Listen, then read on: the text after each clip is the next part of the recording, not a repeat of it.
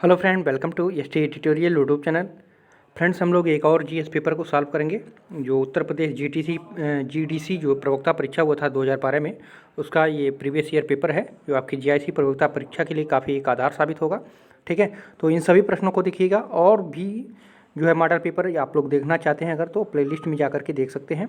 ठीक है, तो उनके आधार पर आप लोग तैयारी बरकरार रखिए। परीक्षा जो है अप्रैल मई तक होने की संभावना है, तो आप लोग जो है तैयारी एकदम ज़ोर शोर से रखिए। और आपके सब्जेक्ट से भी जो है 80 प्रश्न रखे जाएंगे, तो सब्जेक्ट भी जो है अच्छी से तैयारी कीजिए। और 40 नंबर इससे सामान्य अध्ययन से रहेंगे, तो इनको भी आप लोग तैयारी करते रहिए सिलेबस के अनुसार। ठीक है, तो वीडियो अच्छा लगेगा तो चैनल को सब्सक्राइब लाइक जरूर कीजिएगा। तो चलिए वीडियो को शुरू करते हैं। पहला प्रश्न देखते हैं आज का। पहला प्रश्न पूछा गया था, निम्न में से कौन जनवरी 2012 में भारत के शतरंज के 26वें ग्रैंड मास्टर बने। तो ये 2012 का पेपर है। ठीक है, तो उस समय जो बने थे ये बने थे मुसुनुरी ललित बाबू जो थे। ठीक है, और ये जो है 26वें बने थे। और लेटेस्ट अपडेट आप लोग जान लीजिए 2019 का जो हुआ है। ठीक है, उसमें जो है 16 वर्ष का जो है इनियान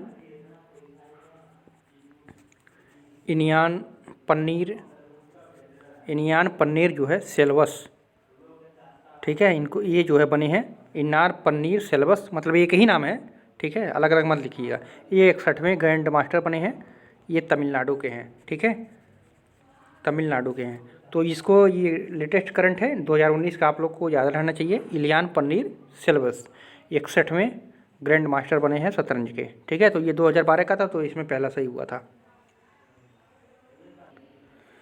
दूसरा नंबर प्रश्न पूछा गया था, निम्नलिखित में से किसने कालिदास के नाटक अभिज्ञान शाकुंतलम का सर्वप्रथम यूरोपीय भाषा में अनुवाद किया था। तो अभिज्ञान शाकुंतलम का यूरोपीय भाषा में किसने अनुवाद किया है? तो ये विलियम जोन्स ने। ठीक है, और कालिदास के 7 जो है ग्रंथों को प्रणयन का श्रेय दिया जाता है। ठीक है, इसमें रघुवंशम है, कुमार संभवम, मेघदूत, ऋतुसंहार, मालविकाग्निमित्रम, विक्रमोर्वशीयम और अभिज्ञान शाकुंतलम। ठीक है, और इसमें से 2 महाकाव्य हैं।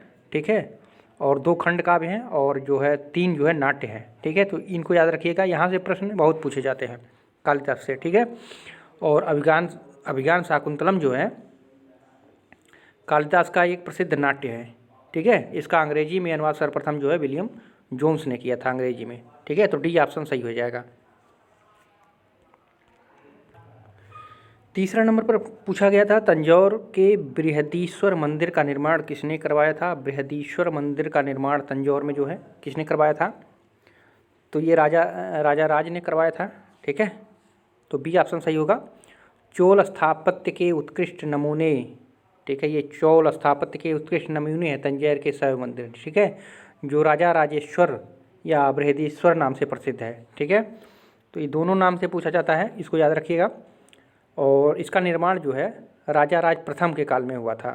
ठीक है, और भारत के मंदिरों में सबसे बड़ा तथा लंबा यह मंदिर जो है द्रविड़ शैली का सर्वोत्तम नमूना माना जा सकता है। ठीक है, और इसका विशाल प्रांगण जो है 500 × 250 मीटर के आकार में है।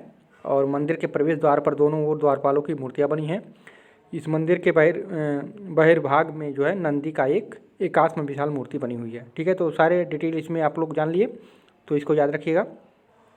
राजा राज प्रथम ने बनवाया था, और इसका 2 नाम है, बृहदीश्वर मंदिर का 2 नाम है, और इसको राजेश्वर के नाम से भी जाना जाता है। और ये तंजौर में है।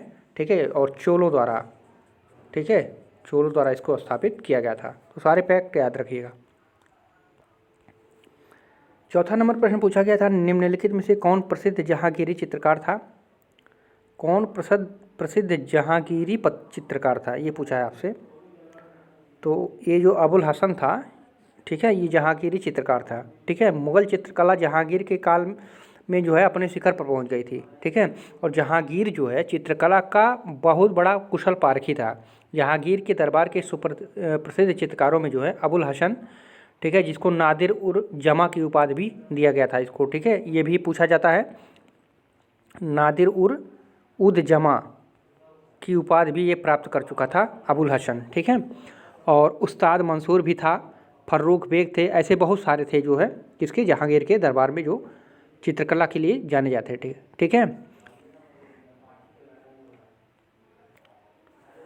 5वां प्रश्न था, जो सूची दिया गया था इधर कांग्रेस अध्यक्ष और अधिवेशन स्थल, तो ये इसको मिलान करना था। तो डॉक्टर AM अंसारी जो है किस अधिवेशन में अध्यक्ष थे? तो ये मद्रास वाला जो अधिवेशन हुआ था कांग्रेस का, उसके अध्यक्ष थे। ठीक है। तो ए में तीसरा सही हो जाएगा आपका। और पुरुषोत्तम दास टंडन जो थे वो नासिक में जो हुआ था, ठीक है, नासिक में जो हुआ था उसमें जो है इसके अध्यक्ष थे। और सरोजिनी नायडू को आप लोग जानते होंगे, ये कानपुर, ठीक है, कानपुर अधिवेशन में अध्यक्ष थी। और सुभाष चंद्र बोस जो है हरिपुरा। ठीक है। तो ए का 3, बी का 4 और सी का 2 और डी का 1। तो 3 4 2 1, तो यहाँ पे देख लीजिए 3 4 2 1, तो आपका सी मिलान सही हो जाएगा। ठीक है। तो इसको याद रखिएगा, ये अधिवेशन से एक क्वेश्चन बनाया जाता है हमेशा। 6वां नंबर क्वेश्चन है, एकमात्र भारतीय जो भारत के गवर्नर जनरल हुए थे। तो आप लोग जानते होंगे, ये क्वेश्चन बहुत बार पूछा जाता है, श्री राजगोपालाचारी। ठीक है। स्वतंत्र भारत के प्रथम गवर्नर जनरल माउंटबेटन, ठीक है, 1947 से 48। ठीक है। और प्रथम भारतीय गवर्नर जनरल जो थे चक्रवर्ती राजगोपालाचारी थे, ये जो है 1948 से लेकर के जो है 50 तक। ठीक है। तो ये ऑप्शन आपका सही हो जाएगा। 7वां नंबर प्रश्न पूछा गया था, निम्न में से कौन सी शक्तियाँ केवल लोकसभा को प्राप्त हैं? केवल लोकसभा के पास है। तो धन विधेयक का पुनः स्थापना।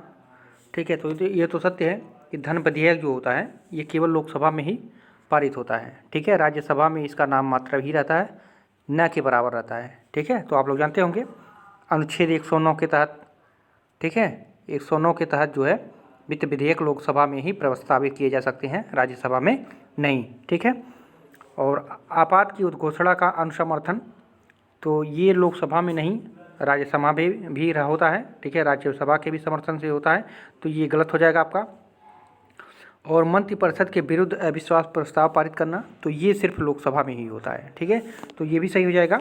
और राष्ट्रपति पर महाभियोग चलाना, तो ये दोनों सभा का है। ठीक है। ये भी गलत हो जाएगा। तो पहला और तीसरा आपका इसमें सही हो जाएगा, 1 और 3। ठीक है। 8वां नंबर प्रश्न है, भारत संविधान के अंतर्गत प्रधानमंत्री निम्न में से किसके प्रति उत्तरदायी है? प्रधानमंत्री किसके प्रति उत्तरदायी होता है? तो लोकसभा के प्रति। ठीक है। मंत्रिपरिषद बहुत लोग लगा देते हैं, तो इसको ये आप लोग ध्यान में रखिएगा।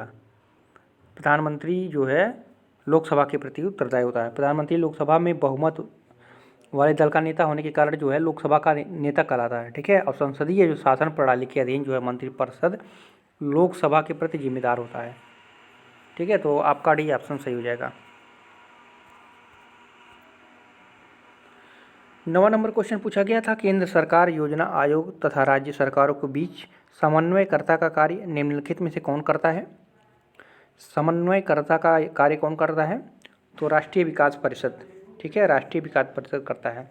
योजना के निर्माण में राज्यों की भागीदारी होनी चाहिए, इस विचार को स्वीकार करते हुए सरकार के एक प्रस्ताव जो 6 अगस्त 1952 को राष्ट्रीय विकास परिषद का गठन हुआ था। ठीक है। और यह देश की पंचवर्षीय योजनाओं का अनुदान करती है, जो राष्ट्रीय विकास परिषद होती है। ठीक है। प्रधानमंत्री परिषद का अध्यक्ष होता है। ठीक है। इसका अध्यक्ष जो है कौन होता है? प्रधानमंत्री होता है।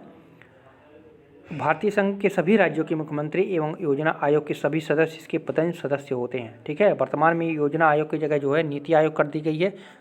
ठीक है। 2015 से नीति आयोग हो गया है। और जबकि राष्ट्रीय विकास परिषद की संरचना अभी भी अपनी पुरानी स्थिति में ये पड़ी हुई है। तो इसको ध्यान में रखिएगा, इसका अध्यक्ष भी प्रधानमंत्री होता है और नीति आयोग का भी प्रधानमंत्री होता है। ठीक है। 10वां नंबर क्वेश्चन पूछा गया था, भारत के उपराष्ट्रपति का निर्वाचन होता है तो केवल लोकसभा के सदस्यों द्वारा और केवल राज्यसभा के सदस्यों द्वारा। लोकसभा, राज्यसभा, विधानसभा तो आता नहीं है। लोकसभा, राज्यसभा, विधानसभा ये भी नहीं आता है। ठीक है। तो कौन सही हो जाएगा? आपका पहला दूसरा सही हो जाएगा, लोकसभा सदस्यों द्वारा, राज्यसभा सदस्यों द्वारा।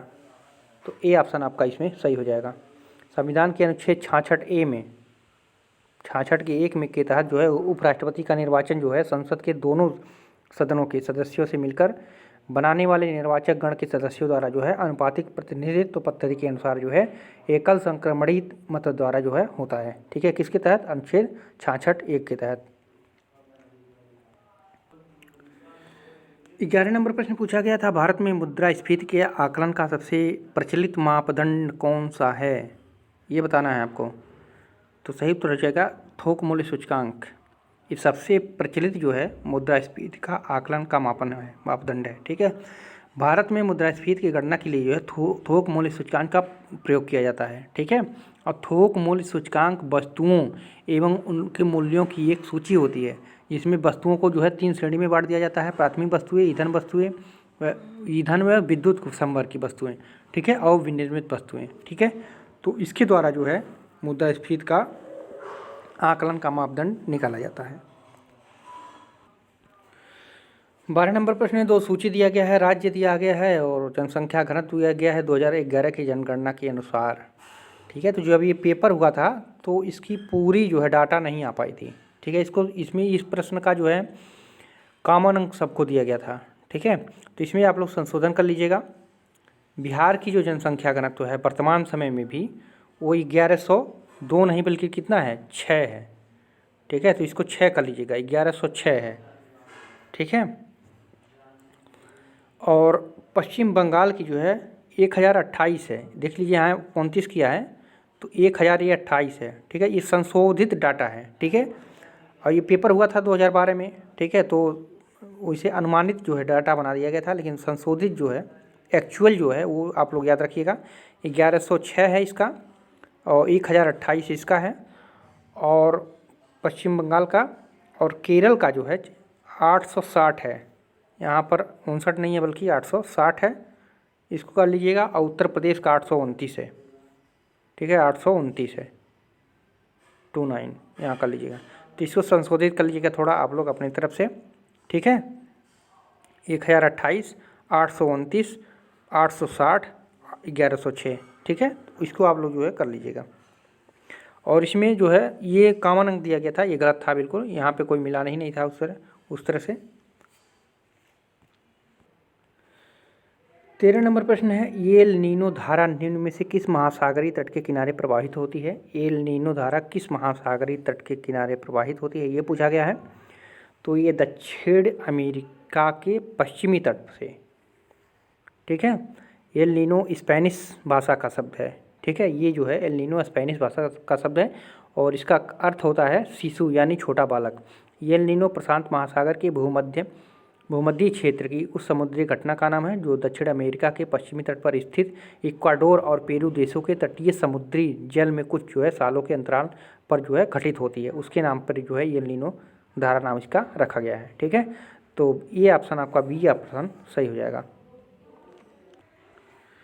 14 नंबर प्रश्न है, निम्नलिखित में से किस राज्य में स्थानांतरी कृषि प्रचलित है? स्थानांतरी मतलब वही जान लीजिए आप, झूम खेती। ठीक है, स्थानांतरी कृषि प्रचलित है तो ये नागालैंड में है। ठीक है, झूम खेती, घुमंतू खेती भी कहा जाता है। ठीक है, स्थानांतरी कृषि भी कहा जाता है। इस तरह की खेती अधिकांशतः जंगलों के छोटे छोटे भूखंडों पर की जाती है, जिसमें पहले वृक्षों तथा वनस्पतियों को काटकर उन्हें जला दिया जाता है और साफ की गई भूमि पर जुताई कर बीज बो दी जाती है।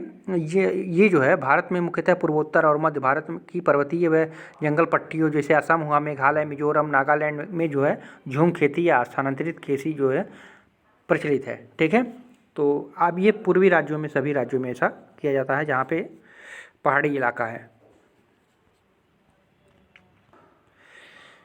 15 नंबर है, भारत में कौन सा राज्य मैग्नीज का सर्वाधिक उत्पादन करता है? तो ये 2012 में अगर देखा जाए तो 2012 में जो था वो मध्य प्रदेश था। ठीक है, मैग्नीज का सर्वाधिक उत्पादन में। ठीक है, 2012 में। अगर 2018 का आंकड़ा हम लोग देखेंगे तो मध्य प्रदेश ही है। ठीक है, एमपी भी अभी भी पहले पे है, दूसरे पे महाराष्ट्र है। ठीक है, दूसरे पे महाराष्ट्र है, पहले पे एमपी है और तीसरे पे उड़ीसा है, चौथे पे कर्नाटक है इस समय। ठीक है, 2018 के अनुसार। तो आपका सही उत्तर हो जाएगा उस प्रश्न के अनुसार जो है option number B, Madhya Pradesh. 16 number question है, कुल उत्पादन के सापेक्ष निम्नलिखित में से किस फसल का अंतर्राष्ट्रीय व्यापार कम है? तो चावल का अंतर्राष्ट्रीय व्यापार सबसे कम है, ठीक है। तो आपका ऑप्शन नंबर चलो सही हो जाएगा ए। 17 नंबर मैथ से आपका पूछा गया था। मैथ भी आपके सिलेबस में है, सिलेबस थोड़ा सा देख लीजिएगा। हम जो पहला वीडियो डाले थे उसमें सिलेबस को भी रखे हैं। एक दुकानदार का किसी वस्तु को 180 रुपये बेचने पर 175 में बेचने की तुलना में जो है 4% अधिक लाभ होता है।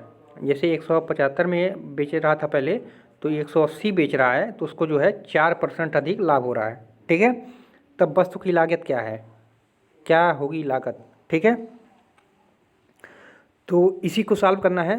तो क्या करेंगे हम, आप लोग जानते हैं लाभ परसेंट अंतर बराबर होता है, लाभ प्रतिशत का अंतर बराबर होता है मूल्य में अंतर, ठीक है। मूल्य में अंतर कर दीजिए, ठीक है। तो लाभ परसेंट कितना है, 4% है, तो 4% बराबर मूल्य में अंतर। तो 180 है, माइनस कितने में पहले कितना था, तो 175, ठीक है। तो 4% बराबर 5 रुपया, 5 रुपया हुआ नहीं, ये 5 रुपया बचा। तो 1% का हमको मान निकाल लेना है, ठीक है। तो 1% का कितना हो जाएगा, 5/4 रुपया हो जाएगा, ठीक है। अब 100% या क्रय मूल्य से देखा जाए तो कितना हो जाएगा, तो 5/4 गुणे 100 बराबर कितना हो जाएगा, 25, 25, 25, 125 रुपया, ठीक है। तो यही आपका आंसर हो गया, 125 रुपये आपका आंसर हो गया। कुछ नहीं करना है, लाभ परसेंट 4 पे निकाल लेना है। और ये मूल्यों का क्या है, मूल्यों का अंतर है। तो मूल्य पहले 175 में बेचता था, 180 में बेचने लगा, उसको घटा देंगे, 5 रुपये आ जाएगा 4% पे। 1% का निकाल लेंगे, 5/4 आ जाएगा। 100% पे निकालेंगे, 125 रुपये आ जाएगा, ठीक है। तो सही उत्तर हो जाएगा आपका ऑप्शन नंबर बी, 125 रुपये। 18 नंबर भी मैथ से ही था। किसी गांव की जनसंख्या 20% जो है प्रतिवर्ष की दर से घट रही है। यदि इसकी जनसंख्या 2 वर्ष पहले जो है 10,000 थी, तो इस समय जनसंख्या क्या है, ये पूछ रहा है। तो 2 वर्ष पूर्व जनसंख्या क्या थी, 10,000 थी, ठीक है।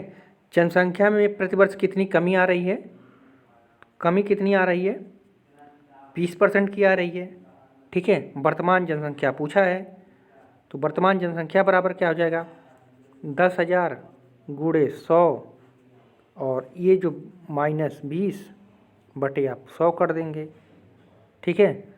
और फिर गुणे 100 -20 कर देंगे, बटे 100 कर देंगे, ठीक है।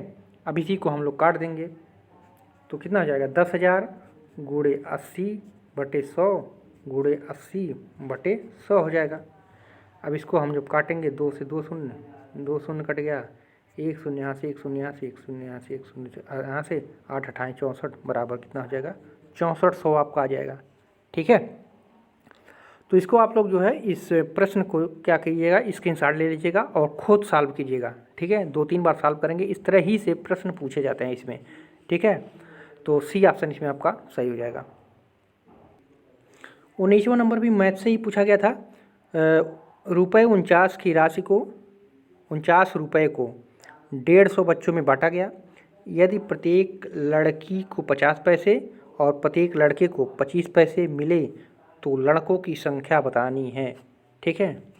तो लड़कों की संख्या मान लिया मैंने x, ठीक है। लड़कियों की संख्या, तो लड़कों की संख्या x है, तो लड़कियों की संख्या प्राप्त करने के लिए तो टोटल 150 बच्चे हैं, तो क्या करेंगे, 150 माइनस x कर देंगे, तो ये लड़की हो जाएगी, ये गर्ल हो जाएगी, और ये बॉयज़ x है, ठीक है।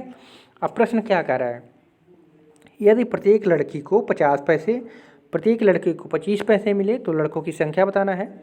तो x गुणे 25 प्लस क्या हो गया, 150 माइनस x, ये हो गया आपका लड़कियों की संख्या, माइनस x इंटू 50 किसका है, लड़कियों को 50 पैसा देना है, और इक्वल टू 49 गुणे 100, चूँकि 1 रुपये में 100 पैसा होता है, ठीक है।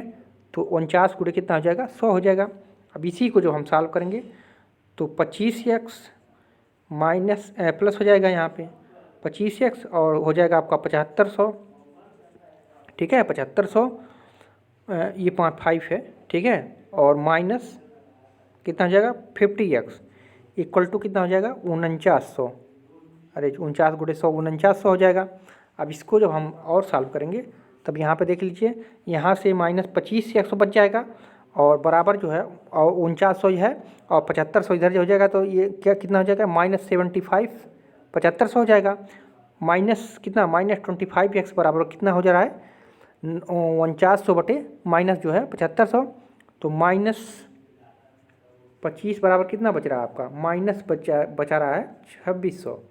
ठीक है, तो माइनस से माइनस कैंसिल हो जाएगा, तो यहाँ क्या कितना बचेगा x बचेगा, यहाँ 25 x था ना, तो x बचेगा, x बराबर कितना हो जाएगा 2600 बच रहा। ठीक है, बटे 25। अब बराबर इसको काटेंगे तो कितना आ जा रहा है 104। ठीक है, लड़कों की संख्या कितनी है 104 है, तो सी ऑप्शन इसमें आपका सही हो जाएगा। इसको भी आप लोग स्क्रीनशॉट करके आराम से अपने घर पे जो है रफ पेन उठा करके कीजिएगा। ठीक है, यहाँ पे थोड़ा जगह कम पड़ जाता है इसलिए सॉल्व नहीं हो पाता सही से। ठीक है, तो प्रश्न आप लोग स्क्रीनशॉट करके इस तरह से प्रैक्टिस करते रहिएगा। यहाँ रीजनिंग से एक क्वेश्चन दे दिया है 20वां, दी गई श्रेणी में x का मान यहाँ पे ज्ञात करना है। तो यहाँ पे देख लीजिए 1 में अगर हम 3 जोड़ दे रहे हैं +3 जोड़ दें गुणे 1 कर दें तो कितना हो जा रहा है हमको 3 1 4 4 1 9 4, तो हमारा ये श्रेणी प्राप्त हुआ। फिर वही ये 4 प्राप्त हो गया ना, फिर वही करेंगे, इसमें 3 जोड़ेंगे 4 3 7 गुणे 1 4 3 7 4 3 7 हो जाएगा।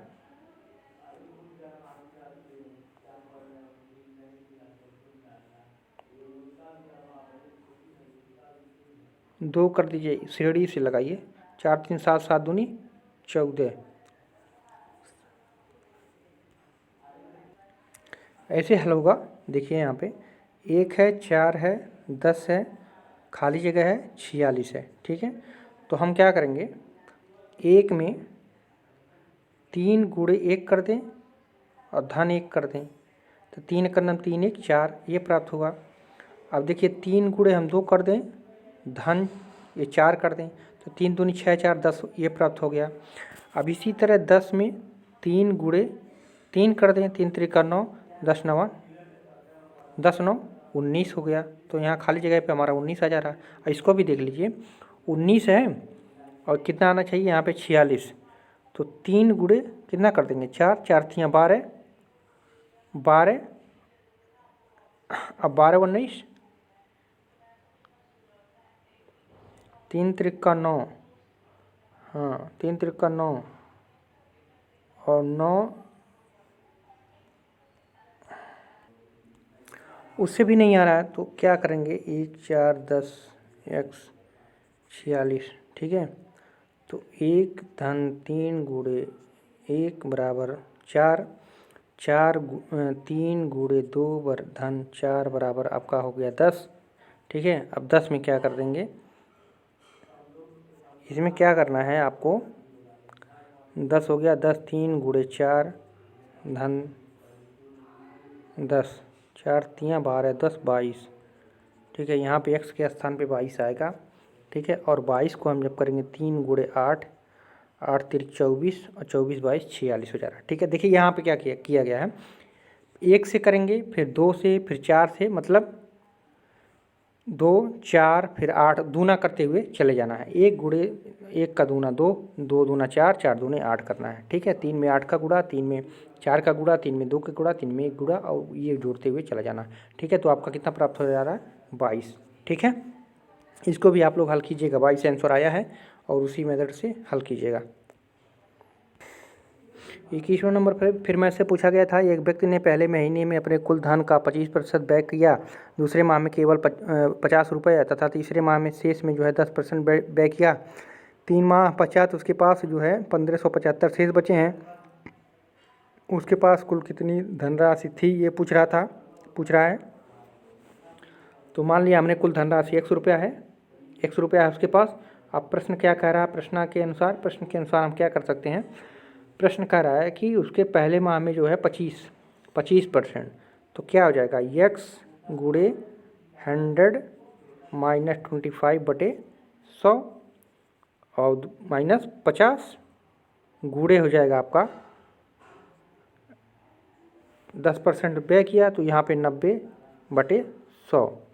ठीक है, अब इसको हम सॉल्व करेंगे तो कितना आ जा रहा है, तो यहाँ पे आ जाएगा आपका 1575 रुपया। ठीक है, अब देख लिए 1575 आ गया इसका मान।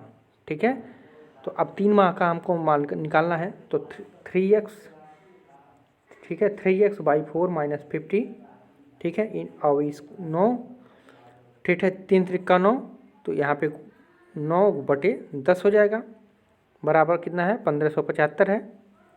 ठीक है, और 3x/4 हो गया 1750 धन 50। ठीक है, अब x बराबर किसका मान आ जाएगा 1800 यहाँ बचा, गुणे 4/3 बराबर कितना हो जाएगा 2400 रुपये आपका आ जाएगा। ठीक है, 2400 रुपये आ जाएगा। ये तो हम वैसे ही बता दे रहे हैं, थोड़ा सा आप लोग जो है ज़रूर इसको कीजिएगा। ठीक है, रफ पेन लगा करके। ठीक है, यहाँ पर आप लोग साफ तरीके से यहाँ पे नहीं, आपको समझ में नहीं पाएंगे। ठीक है, तो प्रश्न को स्क्रीनशॉट करके जितने भी मैथ के प्रश्न हैं उसको जो है सॉल्व करते रहिएगा, आंसर जरूर नोट कर लीजिएगा। ये ऑफिशियल आंसर की द्वारा निर्धारित हुआ आंसर है। ठीक है, जो आयोग द्वारा आंसर निर्धारित किया गया था उसके अनुसार है। ठीक है, 22 नंबर प्रश्न है, प्रकाश संश्लेषण किया है तो किसका क्रिया है, तो ऊर्जा उपभोग का है। ठीक है, तो बी ऑप्शन सही हो जाएगा। प्रकाश संश्लेषण जो फोटोसिंथेसिस कहते हैं, हर पौधे में होने वाली एक क्रिया है और जिसमें वे भोज्य पदार्थ का निर्माण करते हैं। इस क्रिया में प्रकाश ही ऊर्जा प्रदान करता है। ठीक है, प्राकृतिक रूप से पौधे जो है सूर्य के प्रकाश से ही ऊर्जा ग्रहण करते हैं, किंतु समुद्री शैवाल चंद्रमा के प्रकाश में यह क्रिया करते हैं। ठीक है, तथा विद्युत प्रकाश में भी पौधे प्रकाश संश्लेषण की क्रिया होती है। ठीक है, तो ऑप्शन नंबर आपका बी सही हो जाएगा। 23 नंबर प्रश्न है, मानव शरीर में रुधिर का शुद्धिकरण होता है तो किसके द्वारा होता है, ये बताना है आपको। तो मनुष्य के शरीर में रक्त के शुद्धिकरण की प्रक्रिया जो है डायलिसिस कहलाती है। ठीक है, आप लोग जानते होंगे, रक्त को छानकर इसमें से अनावश्यक और अपशिष्ट पदार्थों को हटाना वृक्कों का कार्य होता है। ठीक है, और रुधिर परिसंचरण तंत्र में ये वृक्क का काम होता है, और रुधिर परिसंचरण तंत्र में जो है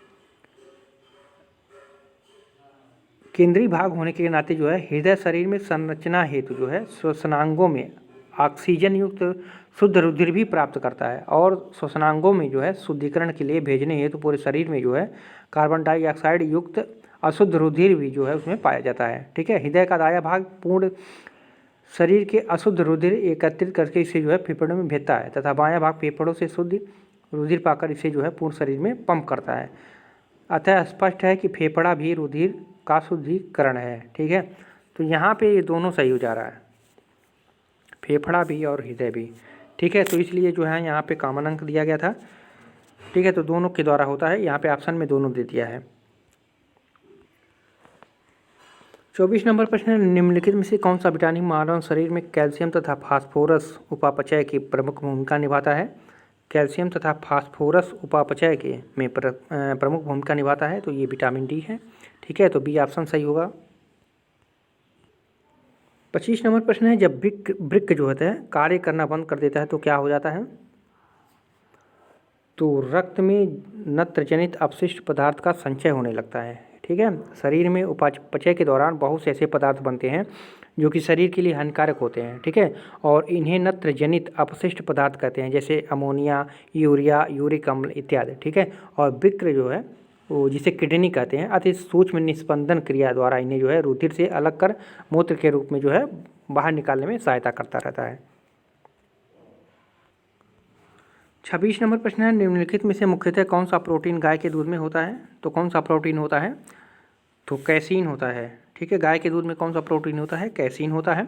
दूध में कैसीन नामक प्रोटीन उपस्थित होता है, इसी प्रोटीन के कारण दूध सफ़ेद रंग का होता है। गाय के दूध में हल्के पीले रंग का कारण जो है, पीले रंग होने का कारण जो है कैटोरिन की उपस्थिति है। ठीक है, कैटोरिन हाइड्रोकार्बन होता है, और जो गाय के दूध हल्का पीला दिखता है उसमें उसका कारण है कैटोरिन। ठीक है, तो कैरोटीन होता है, कैरोटीन याद रखिएगा, कैरोटीन। और कैरोटीन जो है ये हाइड्रोकार्बन होता है।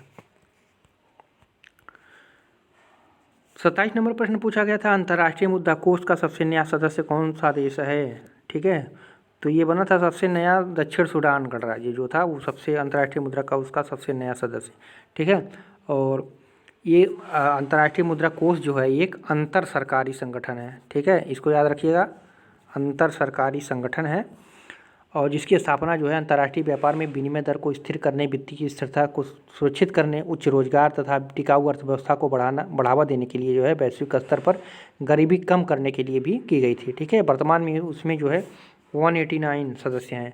ठीक है, और जब प्रश्न पूछा गया था इसमें जो है दक्षिण सूडान जो है ये 2012 में, ठीक है, 2012 में इसकी सदस्यता ली थी। जबकि वर्तमान में जो है, अगर वर्तमान में इस समय पूछेगा तो जो नौरू है, ठीक है, नौरू जो है 2016 में इसकी सदस्यता लिया है। ठीक है, तो ये 2012 का प्रश्न पेपर है, तो उसमें दक्षिण सूडान था और 2016 में जो है नौरू इसका नवीनतम देश है, तो इसको याद रखिएगा। 28 नंबर प्रश्न है, हेले थार्निंग स्मिथ प्रथम महिला प्रधानमंत्री हैं, किस देश की हैं? तो ये डेनमार्क की हैं। ठीक है, हेले थार्निंग स्मिथ डेनमार्क की प्रथम महिला प्रधानमंत्री कब बनी थी? तो 2011 में उसमें का करंट था। ठीक है, तो करंट पोर्शन आप लोग जो है पढ़िएगा इस तरह से जितने भी हैं। 29 नंबर प्रश्न है, निम्नलिखित में से कौन से राज्य में ऐसा कानून बनाना प्रस्तावित है जिससे जो है नौकरशाही की जो है बेहिसाब और अनअकाउंटेड परिसंपत्ति को जब्त किया जा सकेगा। ठीक है, तो ऐसी स्थिति जो है राजस्थान में है। ठीक है, वर्ष 2012 में राजस्थान सरकार द्वारा राज्य में ऐसा कानून बनाना प्रस्तावित था जिससे जो है नौकरशाही की बेहिसाब अनअकाउंटेड परिसंपत्ति को जो है जब्त किया जा सके। 2 राज्य बिहार एवं उड़ीसा में इस तरह के कानून लागू हैं। ठीक है, तो राजस्थान के अलावा कहाँ पे? बिहार पे और उड़ीसा में भी है। ठीक है, तो ये तीनों राज्यों को याद रखिएगा। 30वां नंबर पूछा गया था, महात्मा गांधी अंतर्राष्ट्रीय शांति सद्भावना पुरस्कार 2011 में किसको मिला? ठीक है, तो 2011 में किसको मिला? 2012 का पेपर था तो उस समय मिला था किसको? दलाई लामा को। ठीक है, और वर्ष 2011 में जो है बौद्ध धर्म गुरु दलाई लामा को डरबन दक्षिण अफ्रीका महात्मा गांधी अंतर्राष्ट्रीय शांति सद्भावना पुरस्कार प्रदान किया गया। ठीक है, और 2018 में किसको मिला है?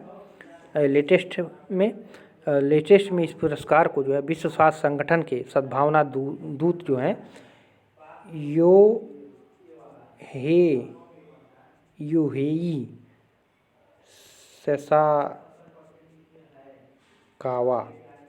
ठीक है, ये जो है इनको नवाजा गया है। 2018 में विश्व स्वास्थ्य संगठन के सद्भावना दूत इनको माना जाता है, यूहेई सेसाकावा को। तो ये नाम याद रखिएगा, 2018 में है, इनको दिया गया है। ठीक है, तो फ्रेंड्स 30 क्वेश्चन आपके लिए हो गए और इसी मॉडल पेपर के आधार पर आप लोग देख करके ही तैयारी जो है जोर शोर पर करते रहिए। ठीक है, और फिर मिलते हैं अगला वीडियो में। पूरा वीडियो देखने के लिए आप सभी को धन्यवाद।